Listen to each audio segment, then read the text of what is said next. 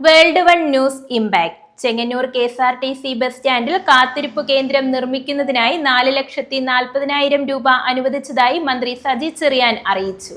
ഇലസ്കോ electric സ്കൂട്ടറുകൾക്ക് വമ്പൻ ഓഫറുകളുമായി Akhil vision Cheriyanad Chengannur. വെറും 10 രൂപയ്ക്ക് 150 കിലോമീറ്റർ വരെ യാത്ര. സ്മാർട്ട് ജനറേഷനു വേണ്ടി smart scooter. Akhil vision Cheriyanad Chengannur. 11,05,00,000 രൂപ ചിലവഴിച്ച് 32,000 ചതുരശ്ര അടി വിസ്തീർണത്തിൽ സബ്വേയും കടമുറികളും ഉൾപ്പെടുന്ന അന്താരാഷ്ട്ര നിലവാരത്തിലുള്ള പുതിയ ബസ് സ്റ്റാൻഡ് നിർമ്മാണം ഉടൻ ആരംഭിക്കുമെന്നും മന്ത്രി അറിയിച്ചു. ഇതിനായി ബസ് സ്റ്റാൻഡിലെ 60 വർഷത്തിലേറെ പഴക്കമുണ്ടായിരുന്ന പഴയ കെട്ടിടം പൊളിച്ചു നീക്കിയിരുന്നു.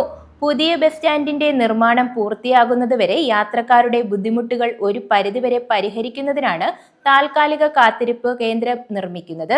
ഒരേ സമയം 100 പേർക്ക് കാത്തുനിൽക്കാൻ കഴിയും വിധമാണ് കാത്തിരിപ്പ് കേന്ദ്രത്തിലെ നിർമ്മാണമെന്നും മന്ത്രി അറിയിച്ചു. പുതിയ കെട്ടിട നിർമ്മാണത്തിന് തടസ്സമുണ്ടാകാത്ത വിധത്തിലായിരിക്കും കാത്തിരിപ്പ് കേന്ദ്രം നിർമ്മിക്കുക. പുതിയ ബസ് സ്റ്റാൻഡ് നിർമ്മിക്കുന്നതിനായി പഴയ കെട്ടിടങ്ങൾ പൂർണ്ണമായും പൊളിച്ചു നീക്കിയത് കഴിഞ്ഞ ഫെബ്രുവരിയിലാണ്. എന്നാൽ തുടർന്ന് യാത്രക്കാർക്ക് വേണ്ടി ഇവിടെ താൽക്കാലിക കാത്തിരിപ്പ് കേന്ദ്രമോ പ്രാഥമിക ആവശ്യം നിറവേറ്റുന്നതിനും മറ്റും അനുബന്ധ സംവിധാനവുമില്ലായിരുന്നു. ഇതുമൂലം വെയിലും മഴയും കൊണ്ട് യാത്രക്കാർ വലയുന്ന അവസ്ഥയാണ് ഇപ്പോഴുമുള്ളത്. ഇത് വ്യാപക പരാതിക്കും കാരണമാവുകയും വേൾഡ് വൺ ന്യൂസ് റിപ്പോർട്ട് ചെയ്യുകയും ചെയ്തിരുന്നു.